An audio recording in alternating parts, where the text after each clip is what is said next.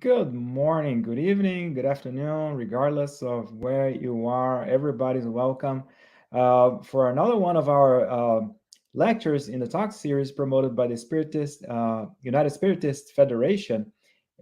These lectures they are presented live every Saturday morning at 11 U.S. Standard Eastern Time. So we're very happy here to host this talk by Alvaro Mordecai. So we'll be leading our live, and today's topic is reincarnation in ancient times. So before we dive into this very interesting topic, hey Alvaro, how are you? Welcome. Hello, I'm very happy to be here for this opportunity of this talk in English about reincarnation in ancient times. And so are we. Before we get to your lecture, which I mean, I'm very curious about it, by the way. So two announcements. The first one is that we have the initiation of Spiritism virtual course. The presentations are every Sunday at 10 a.m. Eastern, and it is meant for those who want to learn or review. So it's not just that you want to learn, but also if you want to reinforce and review the basic principles of Spiritism. And of course, we have the 25th anniversary of the United States Spiritist Federation. We're going to celebrate it together as part of the 16th U.S. Symposium in Houston, Texas, on November 5th. So the theme of the symposium will be time for renewal, healing, and regrowth. So the symposiums of our whole family. So there are going to be also sessions for children and teenagers. And if you're interested, if you want to learn more about the symposium, visit spiritistsymposium.org. And registration is open already. And one more announcement before we move on. On the screen here, you're going to see there is a QR code. And if you want to help the United States Spirit Federation produce more publications and promote Spiritism to everyone, you can scan this QR code on the screen and make a donation and help us continue offering these kind of quality lectures and also publications and all the other efforts that the United States Federation promotes. Alvaro, back to you. So, I mean, it's very nice to have you here in this live broadcast. And again, it's good for us to discuss about reincarnation in ancient times. So a little bit about you, Alvaro. Alvaro Mordecai, you're a Spiritist speaker, and pretty much you talk about your studies, right? About the Old Testament. And I see here that you speak Hebrew fluently. That's amazing. Amongst other languages, of course, English included. Your English is excellent, and you learned and studied Jewish laws, customs through the years, and you lived in Jerusalem. That's very interesting. And you aim to combine the knowledge and interpretation of the Bible's sacred texts through the wisdom of Jewish people. Very interesting, with the gospel of Jesus under the light of Spiritism. So you offer the combination of the three revelations. And pretty much you give lectures in conference in Brazil and abroad. Alvaro Mordecai is also a promoter and coordinator of the group trips of the humanitarian organization Fraternity Without Borders, and we're eager to hear from you, Alvaro. Of course, you have a very busy schedule, so we appreciate you being with us. And yeah, and without further ado, please talk to us about reincarnation in ancient times. Yeah, okay. So this subject it's very interesting, and for some of us, we might think, or when we first heard about spiritism or about reincarnation, we could think that this is something new. And actually, this is what Dr. Bezerra de Menezes, that he was a great spiritist, he was a very important person in the history of spiritism in Brazil. And this is what he said, that the first time he heard about reincarnation, it would sound a little bit strange in a first moment. Although when he started studying, he understood that the inner of his soul, all that knowledge, that spiritual knowledge, it was making a great sense. So if we do have the roots of our spirituality, of our religion, in the Western Hemisphere, it will be natural that sometimes in the beginning it would sound as something new, intellectually talking, especially because we will see that in the Council of Constantinople in the year 553, it was forbidden to talk and to the propagation of the reincarnation. So it becomes a dogma of the Catholic Church. So today we're going to make a journey in the history of humanity, and this journey will be with the light of the Spiritism, of course, and through the light of the Spiritism, we will try to go on in Egypt civilization. A little bit we will talk about the ancient Greeks and the people of Israel. And today we're going to start this journey through the chapter 14, verse number 2 of John's Gospel. And in this verse, Jesus said, "In my Father's house there are many mansions." And according to the knowledge of the Spiritism, we know, we understand that spirits can have different incarnations in different worlds. And according to the Gospels of to the Spiritism, we can read and we can understand that the conditions of various words differs one to another according to the degree of elevation or the degree of inferiority of their inhabitants. So we understand, pedagogically saying, that there will be 5 different levels of words. First of all, we will find the primitive words, where the human soul is starting the initial stages of incarnation.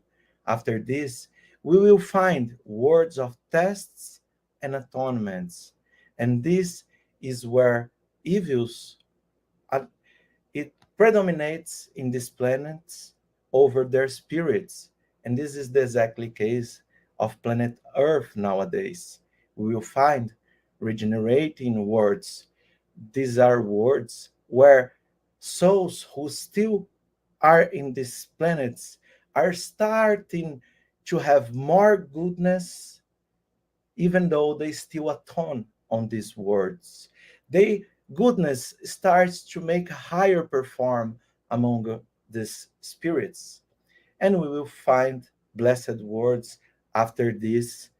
And these blessed words, it's where goodness outweighs the evil. And the last one, the most evolved planets, we will find it's the celestial or divine words, where these inhabitants are purified spirits, where we just find goodness.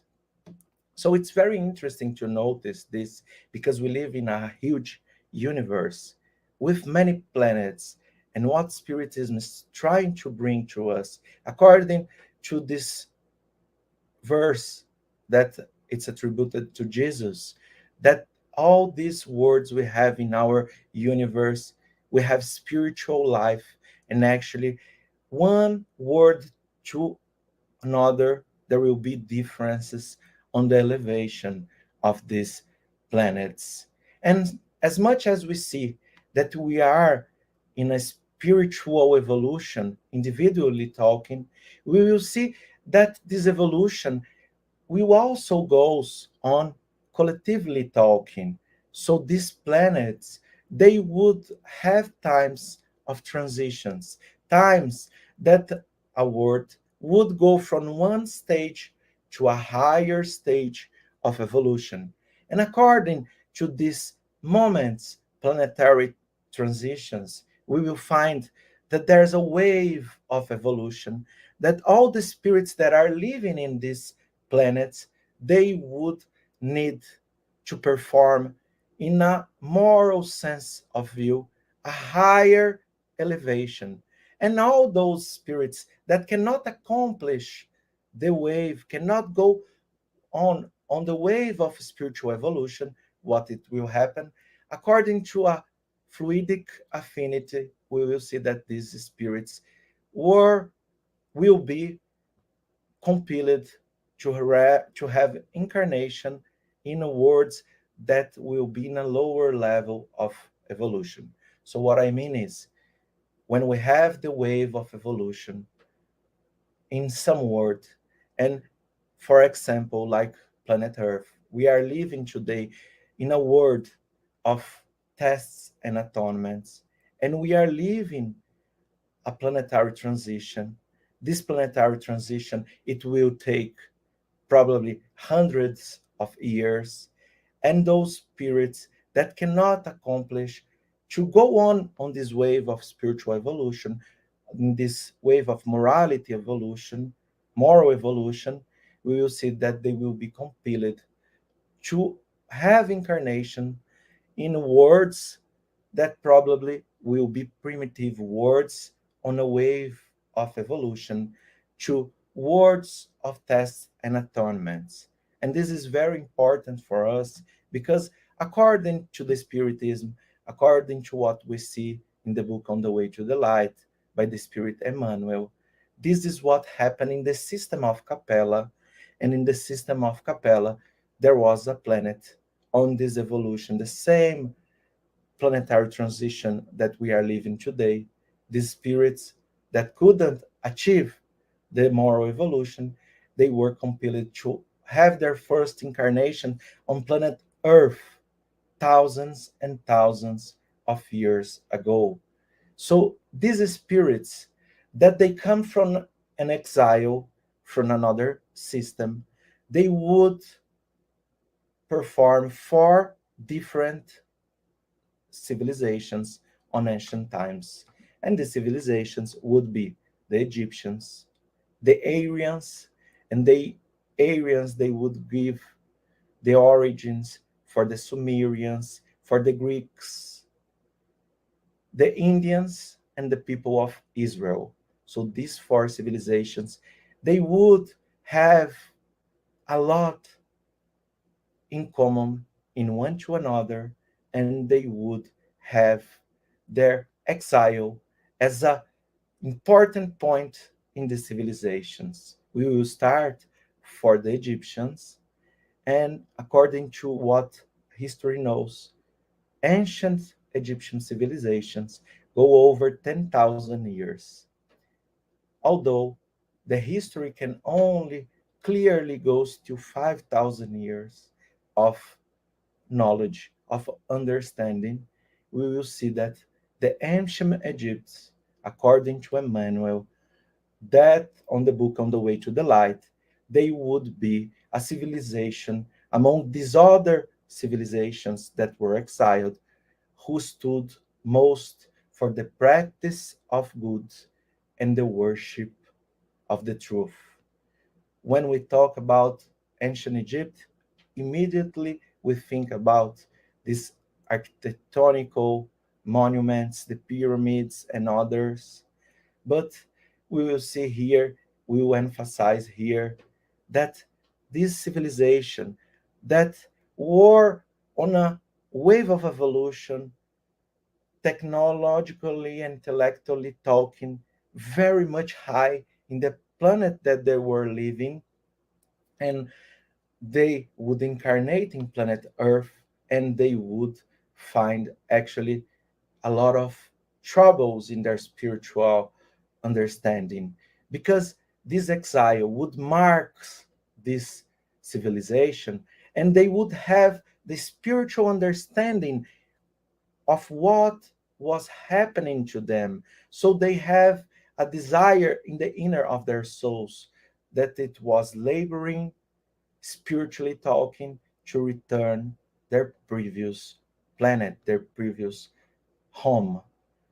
So by this way, these spirits in ancient Egypt, they would create the metempsychosis. And the metempsychosis, it was created because actually they were believing that spirits could return and have incarnation in animal bodies. Of course, we do understand that this was not possible, it's not reasonable, because the Spiritism is teaching to us that the spirits who have progressed cannot regress. So once you have intellectual progress, you cannot forget, you cannot lose this progress that your spirit have. Once you have moral progress, you cannot regress, you cannot lose all this moral progress, all this moral evolution that you have in your spirit. But for the Egyptian, it was a natural feeling because they have a lot of remembrances from this dollar's banishment that they suffer. They have been feeling as has they were being punished, having an incarnation in such a primitive world on that days. So to understand this, I imagine I like to figure out, imagine us living in United States of America, and we have a great health system. We have a security in our cities, or mostly. Imagine we have all the technology we do have, like internet and satellites, and we have iPhones, and we have a huge amount of technologies that makes our life much easier. And suddenly we will have an incarnation in a more primitive world. And we still have to develop agriculture, we still have to develop all the technologies and all the civilization status that we were living. So in our remembrances, it would be natural that we will be feeling like we had regressed into an animal condition, as we have incarnation now on an animal body. Actually, this was not happening, but the spiritual feeling for those spirits, it was this spirit that created the metempsychosis. We will find that to the circumstances that we will find these spirits, they have brought with them a knowledge that the times that they were living could not bear. And we are talking about moral evolution, and we are talking also especially about intellectual evolution. And what we will find these masters of antiquity that had so much knowledge about spiritual world, that they had a lot of knowledge about reincarnation. They would be compelled to keep their traditions and their knowledge in reserved temples. So we will find a most profound knowledge that was limited for a circle of high priestess in ancient Egypt. We will call these high priest circles the initiates. And the initiates, they would be those who achieved a new level of consciousness and a new level of knowledge, spiritual knowledge. And this new level of consciousness and spiritual knowledge would make that they could transform the way they were living in this planet, and they could balance between human passions, material desires, and a spiritual way of living. By these conditions of making the balancement of all these human passions and material desires with the will of evolution, they would achieve a level that they could regress to their natural home, their spiritual homes, because they would achieve a much higher evolution according to the knowledge they would happen. These initiates, they have for them in ancient Egypt civilization the fate of death and the communication with the spirits, the plurality of existences, and the many words that were habitats, they would have this as a problem that has been solved and really well understood. We would find their pictorial arts, their papyrus, with great teachings about the spiritual world. And we will bring here some book, and this is the Egyptian Book of the Dead. And we will find in this book, I will show for a little bit more, one moment more, for those who want to find out afterwards. So in this Egyptian Book of Death, Dead, we will find many papyrus, many pictorial arts that we will teach, and we will show how the ancient Egyptians were understanding in that day the reincarnation. So I will ask John to put the image number 1 for us to see. And this is Anubis. The Anubis, it's a spiritual entity that it has the head of a jackal, and this is a symbolic way of understanding this entity. This Anubis, it's over a dead body, mummified body, and if we think about jackals, what they do at night, we will understand that they go over the night to find dead body of animals, and they would feed themselves through the flesh of these dead body animals. What it will happen in the understanding of the Egyptian mythology is that this spiritual entity would represent entities that goes over dead bodies, those who had just passed away, and they would bring their spirits, their souls, to the entrance of the spiritual world. So next image, please.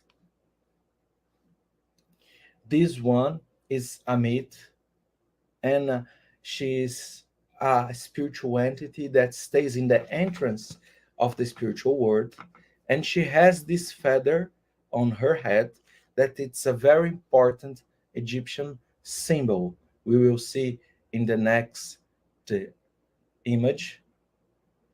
Here it's the entrance of the spiritual world. So once Anubis brings you to the entrance of the spiritual world, you could go inside this spiritual world, that it will be the redemption of the soul. If once they would take your heart out from your body, it causes no pain because you are already dead. So once they would take your heart, they will put in the left side of the scale, and the feather that it's in the head of a meat will be on the right side of the scale. By this way, we will understand that if your heart it weighs more than the feather, you would have to return planet Earth, and you have to have another incarnation that you would look the way, you would find out for the ways that your heart would be lighter, and what it would makes that your heart it's heavier or lighter. It's how you deal with your human passions. So if you were very much in touch and actually were a slave of your human passions, then your heart would weigh so much that you have to have this circle of incarnation. You would learn in the incarnation, and then when you achieve the spiritual world, if you learn it how to deal with your human passions, then probably your heart would be lighter. You had evolved your spirit. Once you are in a high degree of evolution, the feather will be much, much heavier than your heart, and you would achieve your redemption, the redemption of your spirit. So you could go to your spiritual home. Here is just because this papyrus is with zoom in. We have here the full papyrus on the next image, and this image, it's an important image of this Egyptian Book of Dead. Okay, so we can take the image out. The kings of the ancient Egypt, what we know by pharaohs, they were the one who had the highest degree of initiation. So they have spiritual powers, mediumistic talking, and they had a very great knowledge in their hands. Actually, they have a sacred knowledge in their hands. And we would find out that those exiled souls, they were inspired by the higher helm spirits, that their time, the time of their civilization, would come to an end. Why? Because those spirits, they were living with many reincarnations in planet Earth, and they were going higher and higher on a spiritual elevation. In some point, they could return their spiritual home. So by this way, the higher helm spirits, they would inspire those pharaohs or those kings of Egypt that they would have to build huge monuments, the pyramids. And these pyramids, they would be very highly sacred temples for them, where they would transmit their study, their initiation, and where they would have the touch, they would talk to the spirits of the spirits, and they would have there all the contact with the superior spirits, and they would teach in these places. And this is one of the most important way of seeing the pyramids. But also, Emmanuel will say to us that these pyramids, they would be a book for the posterity, and they would have many prophecies that were in symbols of the pyramids. We will see nowadays that and we will imagine that the tombs, the pyramids were just tombs for the pharaohs, but actually they were buried there because of the psychosphere of that place. So what I mean is that in the medieval age, it was natural that people wanted to be buried inside churches because they wanted to be, let's say, closer to God. In this way, the ancient Egyptians, they wanted to be buried inside pyramids because the psychosphere was a very important and very nice place for them.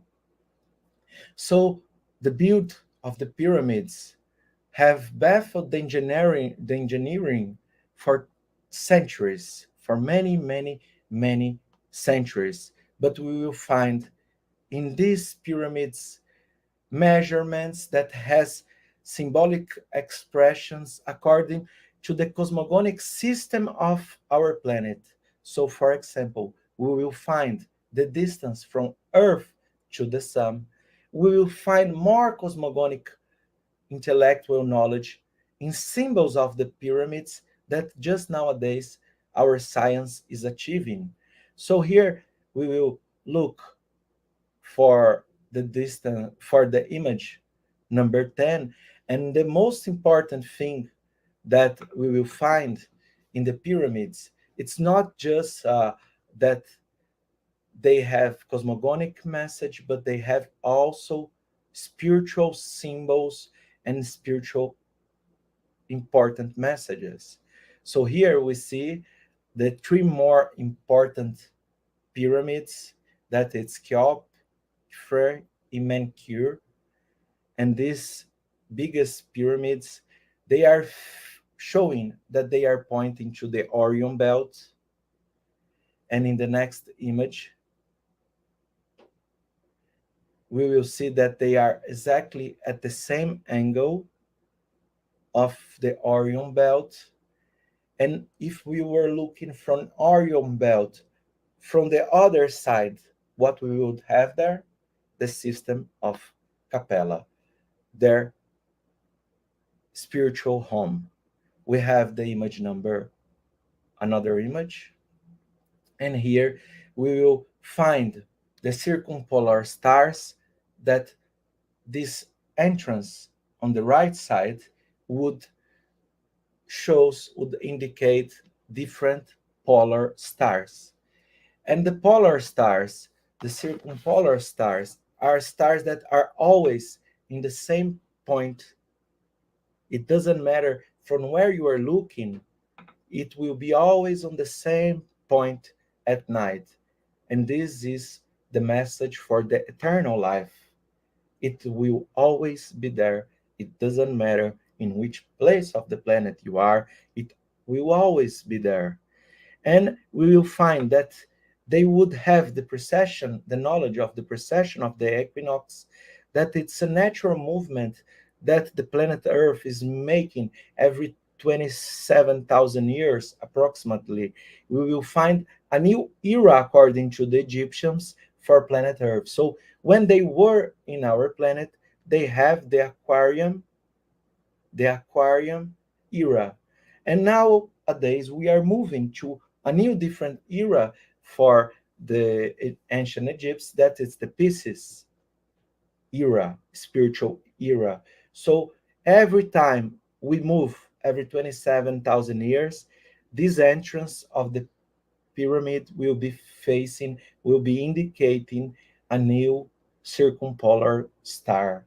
So we can take out the image, but even so much important as these cosmogonical signs that we find in the pyramids, we will find also symbolic way of understanding the pyramids. First of all, we have a square base with four sides. It indicates four elements that it would be water, fire, earth, and air. In ancient times, they would believe that all material world were made with different combinations of these four elements. So in the basis, we will have this the symbol of these four elements. We will have four sides of the pyramids, and each side we have a triangle. It means an image with three sides. These three sides, it would indicate for us the spiritual life. So the pyramid wants to show that to accomplish the higher evolution, the ascension of our spirit, the redemption of our spirit, we would have to go on in the evolution and learn how to live with spiritual life, three sides, and the base, four sides, making a completely balance in our life. So we find here this pyramid as an important symbol for the ancient Egyptians, and they would show that actually, when we have the base of the pyramid and we are living in a society, so let's imagine that I'm living in my city, let's imagine I'm living in with my family, or I'm living with my country, or my world, doesn't matter. If you are on the base of the pyramid, you have more space. So let's imagine you have a huge base and you have many people living in this society. You have space between people. If you go up and you go in a higher evolution, you go for the top of the pyramid. So you will have the same community, but everybody will have to squeeze one to another. It's actually not squeezing, it's spiritual approaching, it's spiritual understand. It means that you have to be rid of your egoism, to live together with others. So evolution for ancient Egyptians, it would be getting rid of your egoism to approach those who are living in your community, in your family. And in this way, you would be going up to a higher level of evolution. And we will find also that the pyramid, it has an important symbol with the triangle, because the sun rise would start in one side, it goes up to the midday, and then it starts the sunset. And this is the symbol of the reincarnation. For them, every day that they would see the sun going up on a evolution way, in a organic way of thinking, I mean in our physical life, I mean our incarnation, we will be getting old, and then we are gonna die in some point. But in the next day, what they would see, that the sun, it's making the movement of the pyramid once again. So it means that you would have the chance of the reincarnation if you didn't achieve the redemption of your soul. So that's why we will find the scarab, this Egyptian beetle, as a very important symbol for the Egyptians. Because if we see them, I have a movie here, and I will ask to show this movie. We will see that they are. Let's see the movie, and then I explain. We,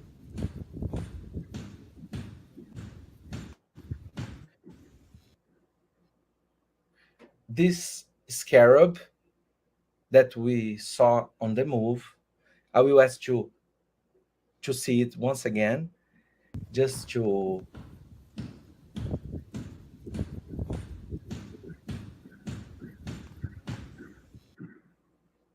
notice. We can take out the move. This is scarab. It's rolling a piece of physics, and this move I made actually in Africa, and it's rolling a piece of physics. They would believe that the spiritual world, this scarab would represent a spiritual entity that would be responsible for rolling the sun every day to show humanity that we would have the revolving of our souls with many incarnations in this world. Just to know, we have over 140 pyramids in ancient Egypt, and we took over 4,000 years to build a higher monument in planet Earth, that it would be the Cathedral of Lincoln, just in the 16th century. These three more important pyramids, they would be built about 2,700 years before Christ.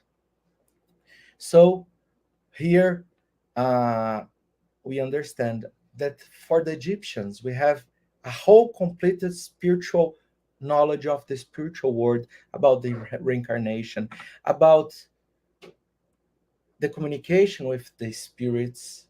But we will find in this civilization the missing link. And what's the missing link? We will not have all the technologies, especially in magnetism and other technologies that they had even nowadays. After 5,000 years, we cannot achieve yet many of the knowledge they had, scientifically talking, and even in the magnetism. So we find this missing link from this ancient civilization to our civilizations nowadays. So what is this missing link? This is the understanding that many of these spirits, they have achieved the redemption of their souls. So they had regressed to their natural home, to their spiritual home in Capella. So the missing link is the missing of these spirits that had still nowadays the knowledge in their inner of the spirits that they were living in that days. But what we will see is that Emmanuel will say to us that the mysteries of the Isis and Osiris, and here we are talking about the Egyptian mythology, the secrets of the Egyptian mythology actually had been transformed in the initiation of ancient Greece. So the Greek mythology would have the basis of their knowledge on the Egyptian mythology, of course, with a lack of knowledge, with some representations, but not with such a higher understanding of the spiritual world as the Egyptians had. So we will see that it's written in the Plato's dialogue of Timaeus and Solon of Greece, that Timaeus would say to Solon that comparing to the Egyptians, the Greeks were just small kids. They didn't have such a big knowledge on philosophy, on a spiritual understanding of the world. So by this way, we will see that in the ancient Greek, we will have a lot of important knowledge on reincarnations that would come from this exile, and also from spirits that had reincarnated from Egypt in ancient Greece. So among this important knowledge, we will find the Pythagoreans, and they were originated on the 6th century before Christ, and they teaching and believing were held by Pythagoras. And for the Greeks, according to the Pythagorean knowledge, spiritual knowledge, the soul was the spirit for the Greeks. And the spirit would be enwrapped in a fluidic ethereal body, so they would understand the ethereal body. And the fate of psyche, it on the human soul, it would be that the spirit would be captivated in flesh and would struggle suffering, and would have a gradual ascension, elevation, a spiritual world. However, this spirit would triumph over human passions. So we do understand that for them, if the human soul would achieve the dead, they would pass away and would not completely be cleared, purified from the human passions. This spirit had to once again reincarnate in planet Earth, and then would need to work out for triumph over human passions. For the Greeks, we will see that the intervention of the spirits on human affairs would happen all the time. All the time. We will see the Socrates' story, and in his story, he was talking with a familiar genius, a familiar spirit, and this spirit would talk to him and would inspire him and would explain him about the philosophy of life. We will understand that in the history of Socrates, he was condemned to be dead in his time because he was teaching the young people about all this spiritual knowledge and all about this spiritual philosophy. And by this way, he was arrested. When he was arrested, some of his students that didn't understood very well his teachings, they went and they bribed the person who was in charge for the jail where he was arrested, that Socrates could run away. And Socrates explained to them that actually he was a free spirit because he was not a prisoner of his human passions. Actually, those who arrested him were prisoners. So he refused to run away, and he was dead.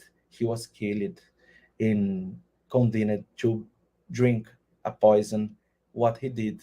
But of course, we understand that when he achieves the spiritual world, he was a free spirit because he has lived and he has understood the spiritual reason of the incarnation that he had.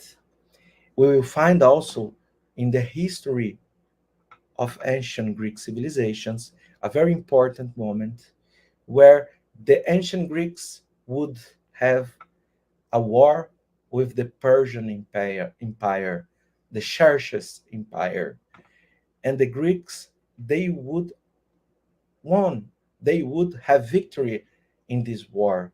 And we will see that the triumph that they achieved over the Persians, the history will say that was actually possible because they have an invisible legion of spirits that were helping them in that battle, in that war. So why it would be so important that an invisible legion of spirits would help them in that war? Because the spirituality have invested 2000 years of spiritual knowledge, of spiritual philosophy, of spiritual art for the Greeks. And the Persians in that moment of the history would represent the barbaric Asians that were living in that days. So we can assume that for the Greeks, the reincarnation and the communication and the influence of the spirits were very important in their journey. And now we go for the Judaism, for the people of Israel. And we have to understand that for the people of Israel, the Torah, that is the first 5 books of Moses, it would be a very important, multi-layered interpretation document. So it means that we have many deeper levels of interpretation that are not readily accessible for everybody. So we will find that the Torah will have a very important practical application in our daily lives, but also the understanding of the deeper ways, the deeper layers interpretation. We will see that this would be very important to understand the spiritual life. So if we have friends that are Jews, sometimes we can talk about reincarnation, and some of them can even deny the reincarnation. Why? Because according to the Jewish knowledge, it's not everybody that it's readily read to assess these deeper layers of spiritual interpretation. Although, for sure, the revolving of the soul, what we call Gilgula Neshamot, or the revolving of the sun, or the succession of lives, the Gilgulim, will be an integral part of the Jewish beliefs. The reincarnation will be always around with the Jewish people since the first Jew, Abraham. But it's interesting to notice that the Jewish people will have an oral tradition of transmission of the knowledge. So in ancient times, we will find the books of Moses and the Old Testament, but we will not find books that will talk very clearly about reincarnation. But with time, some important rabbis of the Judaism, they will write books that will talk more explicitly what it was occult for many of the Jewish people. And one of these very important rabbis, it was Rav Shimon Bar Yochai, Rab Shimon Bar Yochai, and he passed away about 18 centuries ago. And till nowadays, many thousands of Jews every year they pilgrimage to Kfar Meron. It's a city in Israel. It's a small place actually in Israel, and they go there to pray in their tomb because he brought so much knowledge for the Jewish people. And we are talking about the Kabbalah. He brought the Kabbalah and he wrote the book of Zohar, and the book of Zohar will talk about the spiritual life in a much clearer way, although it's very hard even for those who are not studying Judaism for at least 20-30 years to achieve. For the Jews, this was a great moment in the history. So that's why people still pilgrimage still nowadays every year to Kfar Meron. So Rav Shimon Bar Yochai had his most important teacher as Rabbi Akiva. Rabbi Akiva, he was a very famous rabbi that during to the cruel persecutions of the Roman Emperor Adrian, he would teach Talmud publicly. He would teach about spiritual life and spiritual laws, and he would talk about the Judaism publicly. And of course, this was forbidden in that days. And those who were teaching Torah and Talmud, they would be sentenced by the penalty of death. So Rabbi Akiva, he didn't stop teaching the Jewish people publicly, so he was condemned to be dead, and he died as a martyr of the Judaism. And his pupil, Rav Shimon Bar Yochai, he would run away for a cave in Kfar Meron, in this place in Israel, with his son Elazar. And according to the story, there would be growing a carob tree in the front of the cave, and also he would have a spring inside the cave, and he would stay there for 12 to 13 years with his son. They would study, they would meditate, and especially they would write. Rav Shimon Bar Yochai would write the book of Zohar, and he would receive this book of Zohar according to the explanations of one very important spirit in the Judaism, that is the prophet Eliyahu. The prophet would come in spirit to inspire him and to explain how he should be writing this book with all the spiritual knowledge of the Jewish people. So this was the first book that we will find that it's talking about spiritual life and spiritual and the reincarnation in the Judaism. After him, we will find a very important rabbi that he was born in the year 1534, and he passed away on the 1572, just with 38 years. His name is Rav Itzhak Luria. He's known by Arizal, and he's the author of the book Shara Gilgulim, the portal of the reincarnations. And this book will explain to us the process of the reincarnation in an even more clear way than the Zohar.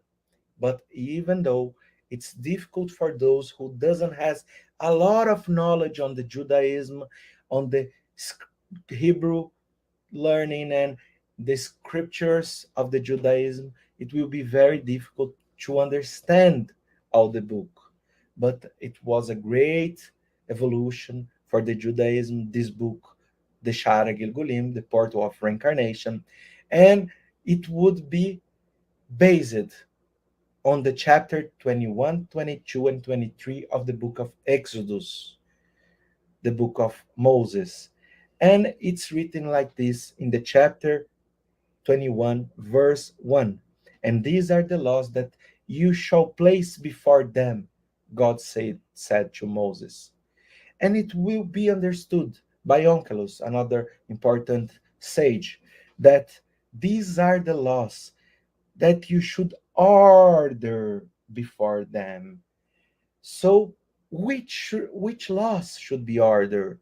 It's not the laws that are written in the Torah, but it will be written that these are the laws of the reincarnation and the laws of cause and effect and the purpose which we're living in this world, and for achieving our the redemption of our spirit. According to this book, we would have to come multiple reincarnation through this world, and we would learn different lectures of the spiritual evolution till the moment that we would be purified spirits, and then we were ready not to reincarnate here.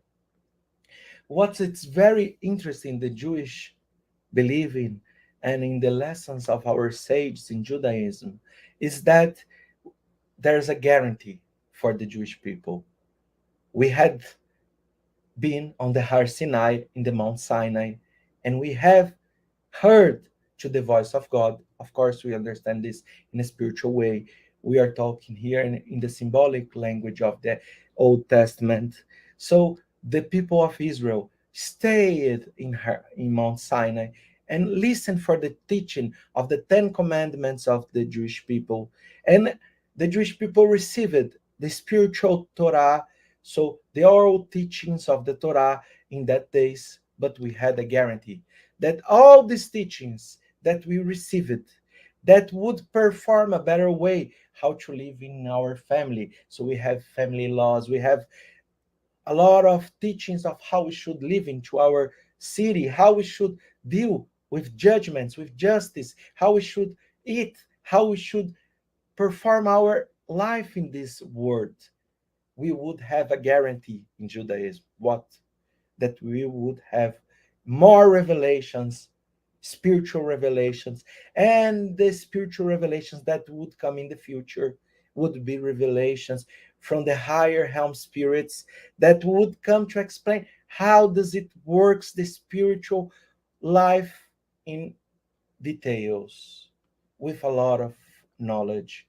So in this book, Shara Gilgulin, we will find, for example, they questioning if Moses was reincarnation of Abel, and they would say that there were many reincarnations, souls on the history of the Torah, and this was a very important knowledge. And we will find after Arizal, another very important rabbi, and his name is Rav Israel Baal Shem Tov, the master of the name. This is not his real name, but how he became known. Israel Baal Shem Tov. He was born in the year 1698, and he was a very important pious leader of the Jewish people. And he would have divine power, and he would perform a lot of miracles.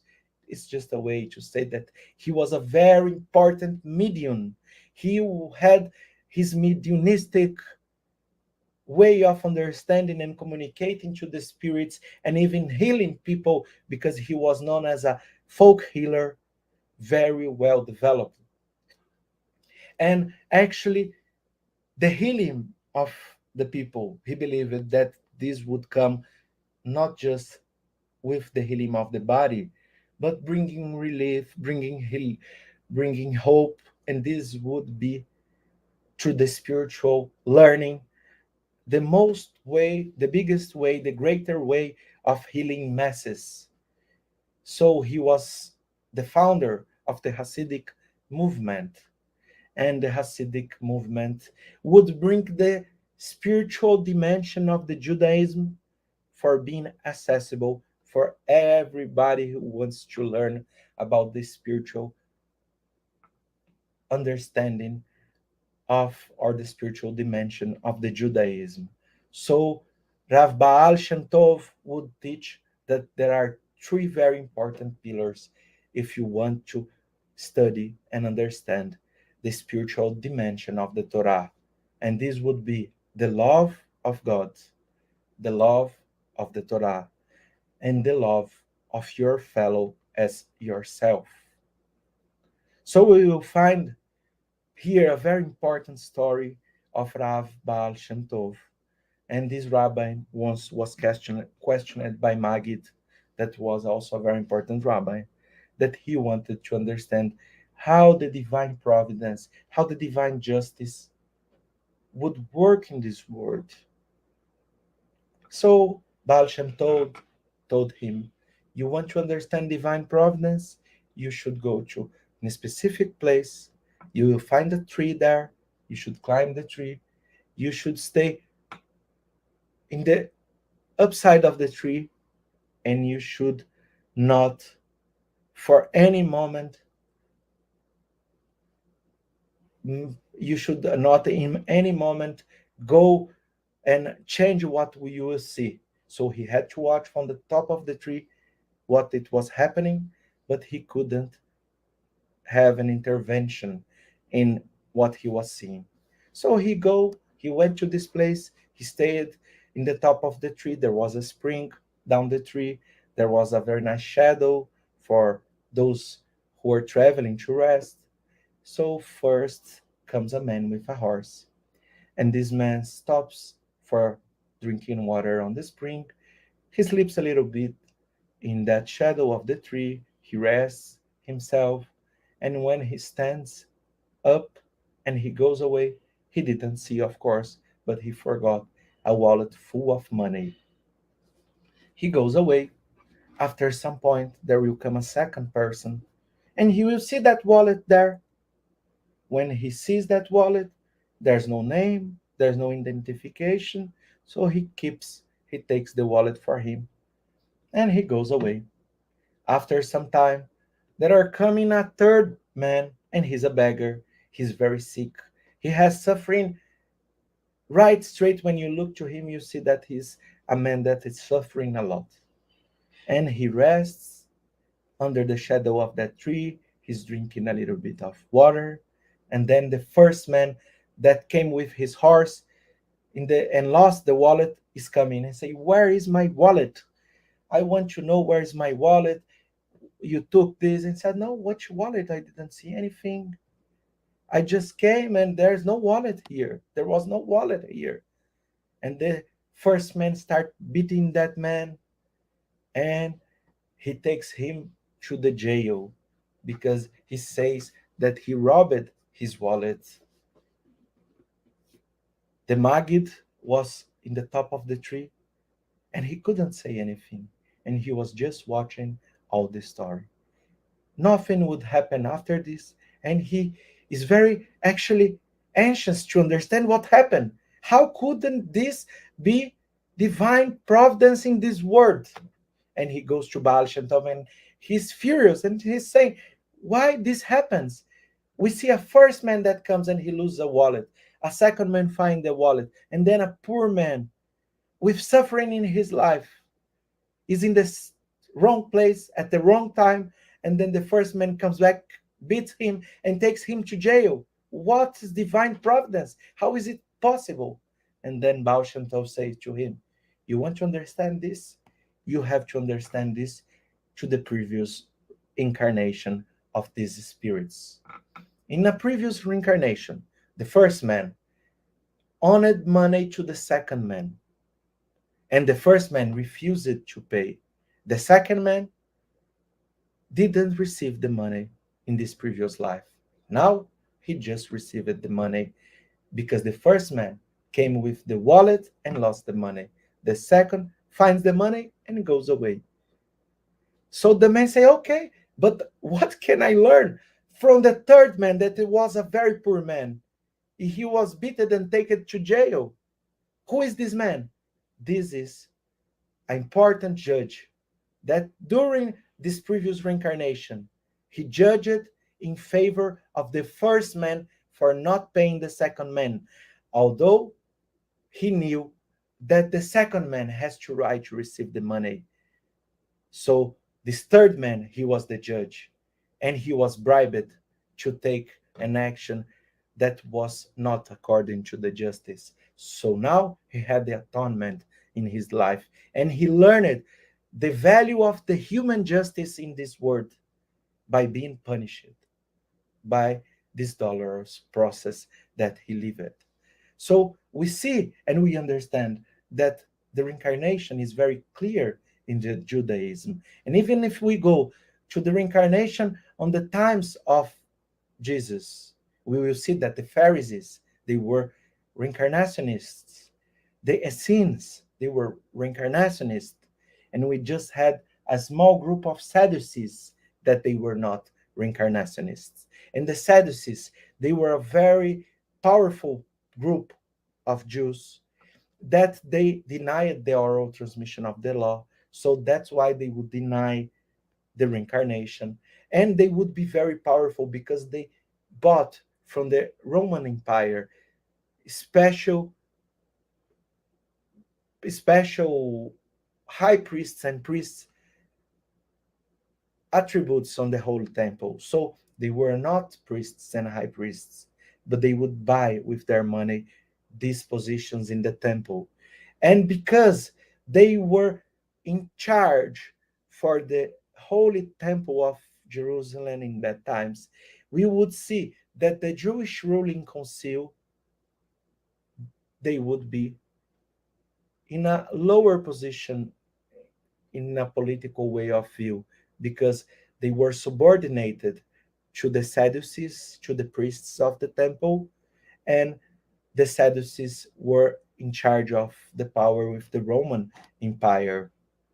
So, almost going to the end of our talk, we will see here a very important place in Gospels of John, chapter 3, where a Pharisee by the name of Nicodemus would come to Jesus, and he was a member of the Jewish ruling council. And because he was a member of the Jewish ruling council, and he had so much touch with the Sadducees, and the Sadducees didn't allow to talk about reincarnation, he was not actually studying reincarnation, and he was not in touch with this, although he was a master in Israel. So he comes to Jesus at night and he says, Jesus, Rabbi, we know that you are a teacher and you come from God. For no one could perform the signs that you are doing if God were not with him. And Jesus will say to Nicodemus, very, very truly, I tell you, that no one can see the kingdom of God unless they are born again. And Nicodemus will ask, how can someone be born again when they are old? Surely they cannot enter a second time into their mother's womb to be born. And then Jesus will reply, very, very truly, I tell you, no one can enter in the kingdom of God unless they are born of water and spirit. Flesh gives birth to flesh, and spirit gives birth to spirit. You should be not surprised with my saying, you must be born again, said Jesus. And Jesus will say afterwards, you are a master in Israel and you ignore such things, because this was in the knowledge of the masters of Israel. And for a political option, he was not studying this and he was not aware of this, or he was just ignoring this. So we will see that the Spiritism will bring in the book Good News a very important talk among after this moment, because it will be told for us for the spirit of Humberto de Campos in the book Good News that there were two people with Jesus and Nicodemus, and they were Andrew and James, and they didn't understand about reincarnation because they were fishermen, they were farmers, they were not those who were in charge of studying. And they asked Jesus, and Jesus will say, why you are so surprised with this? Are you not aware that trees reborn after being pruned? With the human process is a little bit different, but the renewal is always the same. For the human affairs, the body is a closing, and the individual owns it. All material close ends up tater. So, with the death of the body, we would fit another body, and this would be another close.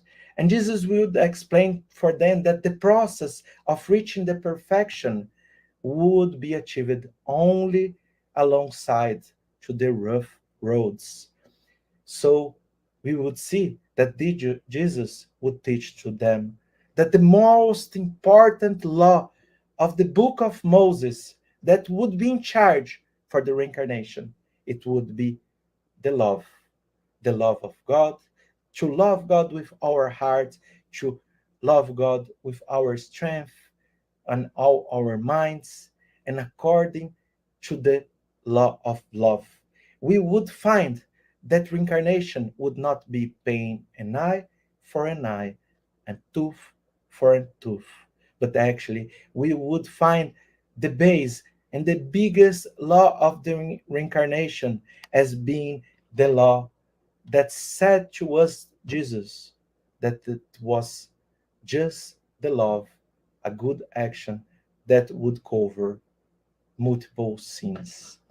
So we understand, and we are almost finishing this that the reincarnation on ancient times were very well known. It was actually on the basis of very important ancient civilizations, as we saw for the Egyptians, for the Greeks, and for the people of Israel. And we do understand that all this knowledge, that it's already written in our consciousness, and we look for studying this, we will understand why do we have pain in this life? Why do we have such a difficult and such a generous relationship with our family, with friends? And why do we have to develop ourselves through sometimes suffering, but especially for the strength and the will of achieving a much higher way, a much higher stage of evolution in our spiritual journey?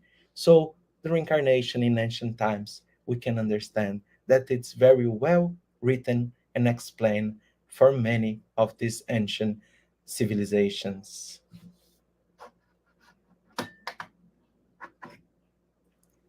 Alvaro, thank you very much. I mean, it was a lot. It was very interesting. The journey that you provided to us, the review of the teachings from the ancient civilizations. Uh, I was very impressed with your comments about the Book of Dead. I mean, that was the way that the knowledge that the Egyptians had brought from that the most knowledge Egyptians, the initiated Egyptians brought from Capella. I mean, that was very interesting. We have several questions here, so let's dig into those. So Yasko, our friend Yasko, has sent this one to us. Hi, dear Alvaro. We see currently on Earth people in various degrees of moral standards. And when you say that in the present stage of planetary transition, some spirits will be forced to incarnate in more primitive worlds than ours, what factors will be taken into account in this selection?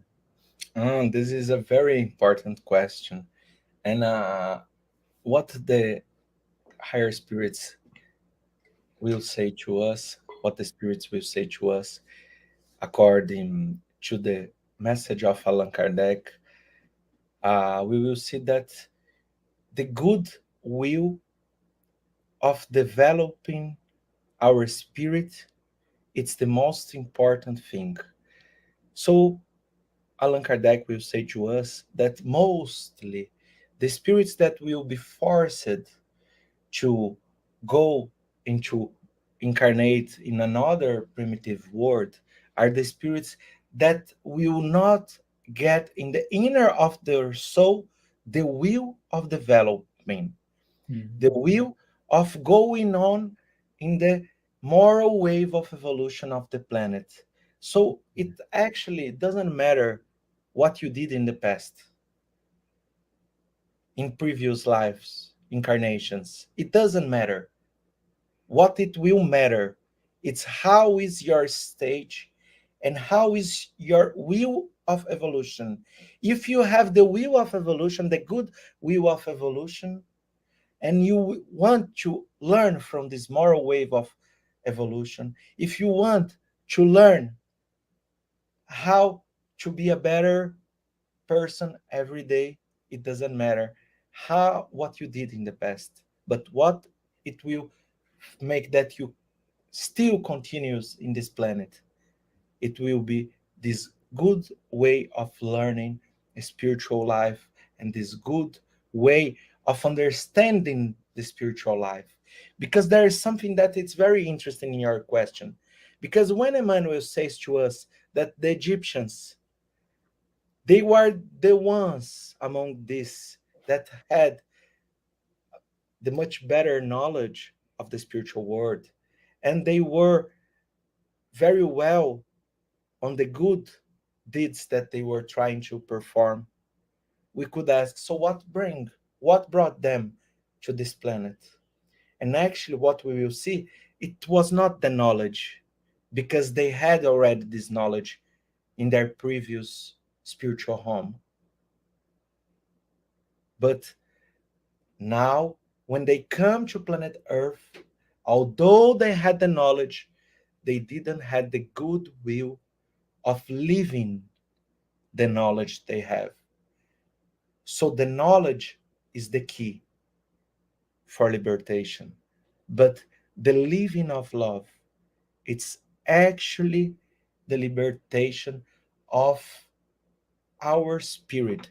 So we have the key and we have the door. To open the door, we have to open our spirits to learn love and to live with love. Because these ancient Egyptians, for example, they had the knowledge, but they didn't have the good will of renewing their spirits in the previous planet that they were living. When they came to planet Earth and they understand what they did, so they started to think, whoa, now I need to put what I know in practice. So what we understand that will make that we will continue in this planet. It's not if you are going very fast or slowly on your evolution, spiritual evolution, but it's the good will that you are performing into your spirit to renew your spirit. So actually, this is a very interesting and a very good question. It is interesting, right? Attitude is everything, right? You can know you can know so much, but if you don't put it in practice, it makes no difference. What's the next question here? Patricia De Hoyos. Álvaro, what's the most profound understanding we can have or achieve so far with what we have been revealed to us of the incarnation process through the divine laws of love, justice, and charity? I didn't understand the question. Oh, Can you sure. explain? Yeah. So pretty much, what is it that we can? What's the most profound or most important thing we can learn so far, but understand that has been revealed to us, and in light of the divine laws of love, justice, and charity? This is also a very good question because when we see this story that I told about Baal Shem Tov, we will see that one guy made bad things to another guy, and then he's reincarnated, and someone will make bad things to him.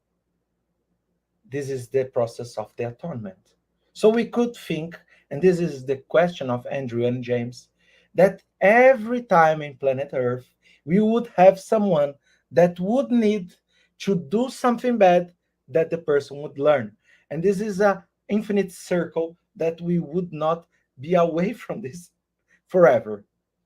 So the most important law is what Jesus said in this talk that he writes to the mediumistic of Chico Xavier and the Humberto de Campos spirit in the book Good News. Why? Because what he's saying to us is that the most important thing is that only love covers a multitude of sins.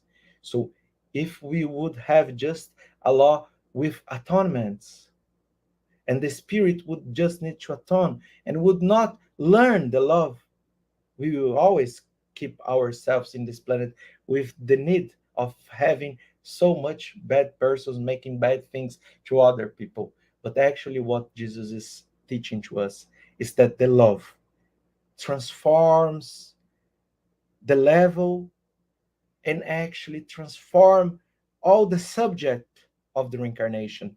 Because when you learn the love that God teaches to us, that Jesus explained it in his Gospels, you will be achieving a new level of consciousness. And you will understand that you can transform the world not by atonements, but for teaching other spirits and exemplifying this in your attitudes.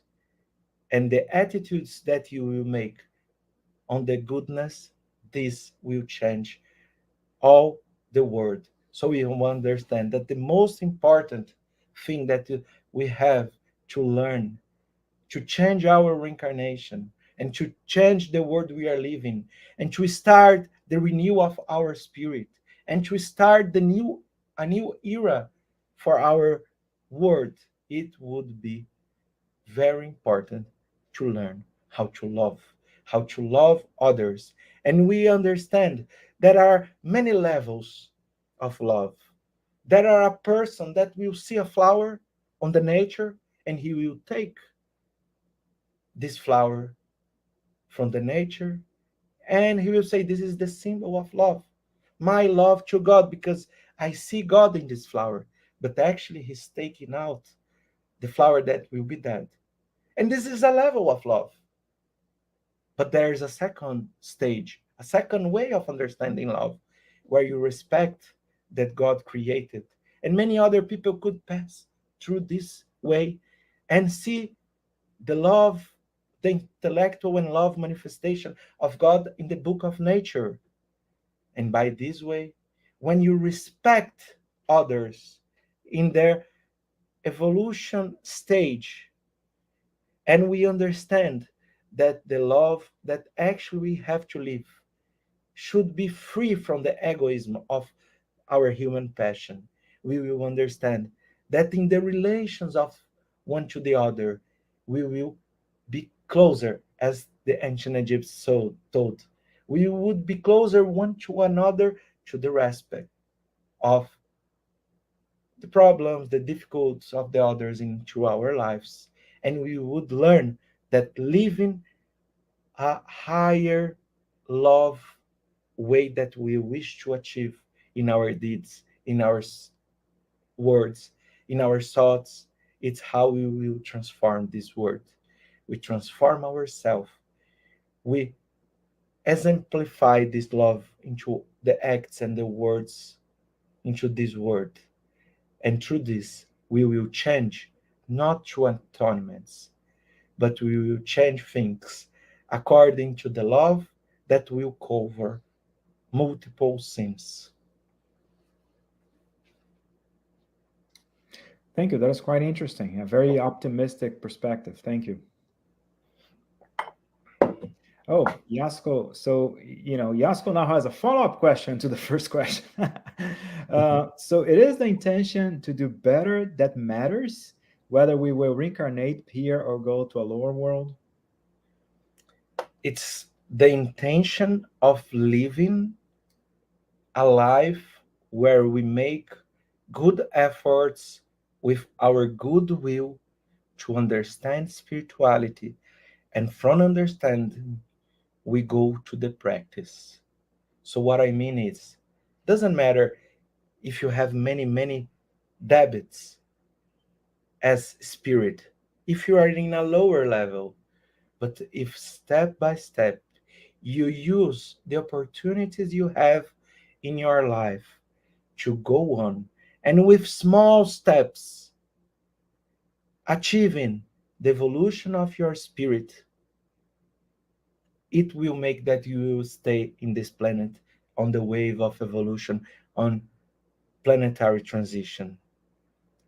But if you have a lot of knowledge, you are already someone that has a huge knowledge of the spiritism, of the gospels, of the Judaism, of the Bhagavad Gita for the Indians, for the Egyptian book of death, and you are really full of knowledge, but you're not having the goodwill of making small efforts every day, it will not keep you here. It will probably make that you will be among the civilizations in more primitive words that will help these words to evolve in a faster way.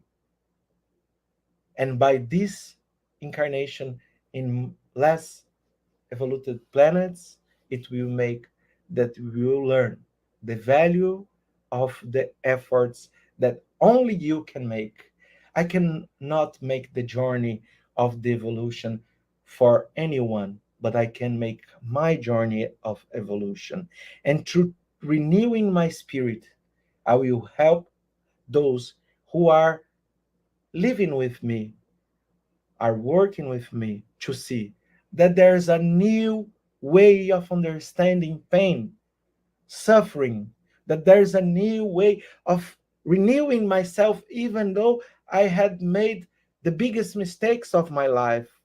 I will teach those who are living with me, that renewing myself, it's a possible way, and it only depends on your own efforts. This evolution journey is made step by step, with small efforts every day, that without any doubt, it doesn't start in our actions, but it will start in our thoughts. It will start in the good will of our hearts to be connected with God, to be connected with the higher helm spirits, to be connected with the goodness that is to be done into our world. And once my thoughts are deeply involved with the transformation of and the renewal of my soul, I will start doing good things. But first of all, I had to decide myself that I want to change the way I'm living or I was living. Second of all, I have to look for important and serious spiritual knowledge that we will find in the Spiritism. When I will look for the knowledge that I can find in Spiritism, in Gospels, in the Judaism, or wherever, it doesn't matter if you're not Spiritist. But if you go and you look for important knowledge of the spiritual world and serious knowledge, then you are ready to start renewing yourself and understanding what happens in your life and why it's happening in my life. And when I take the action and I become responsible for myself and for my pains and for my suffering and for my happiness, then I'm ready to go on in a renewal of my soul. And this for sure will make that it doesn't matter what you did. It doesn't matter if you made that your life or others' life becomes miserable. We are human beings, and all of us had made many mistakes that we wished today that we had not done them.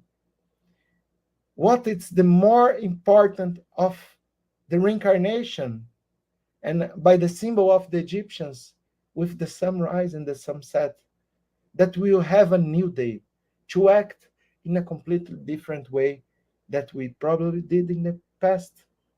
And if we see those around us that didn't yet had this new level of consciousness, we can pray for them and we can teach them for exemplifying this into our lives. And always the renewal of the word, it will come for the renewing of the spirits that are living in this world. Thank you very much. Thank you for such an interesting lecture. Thank you for the very interesting and optimistic and positive, optimistic answers you've provided. Our time is almost up. And again, Alvaro, thank you very much. Great lecture. I did learn a lot. And just as a reminder, again, next week we're gonna be back with our series of lectures. Next time we're gonna have Al Turi. He's going to be talking to us about without charity there is no salvation. And again, just as a reminder, the 15th Spiritist Symposium, the 16th Spiritist Symposium is coming up November 5th in Houston, Texas. And make sure you register with your family to celebrate with us 25 years of the U.S. Spiritist Federation. Again, Alvaro, thank you very much. And could you be so kind to say the final prayer for us? Yes, I will try. And I will ask those who feel comfortable to close their eyes. In some point of our lives,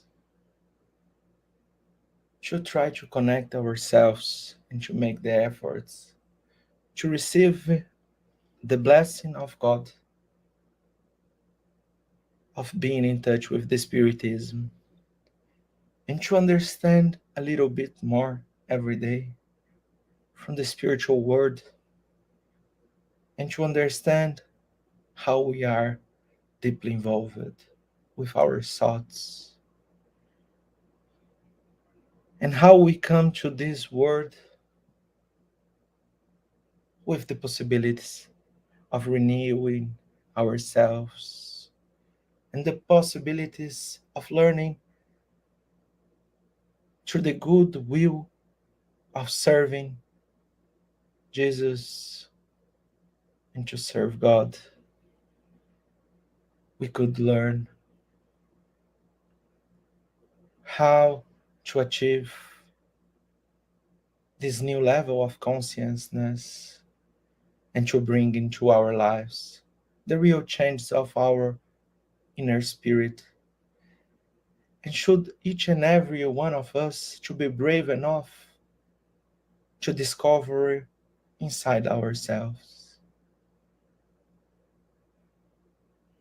a new man, a new woman that will help to work in those days that all of us are called from the spirits to work on times of transition, planetary transition in this world, to work for the good, to work for the spirits that are always here to support ourselves whenever we are ready for laboring into the inner of our spirits and to renew ourselves in acts and words of goodness in this world. I thank you very much for this opportunity, and Amen.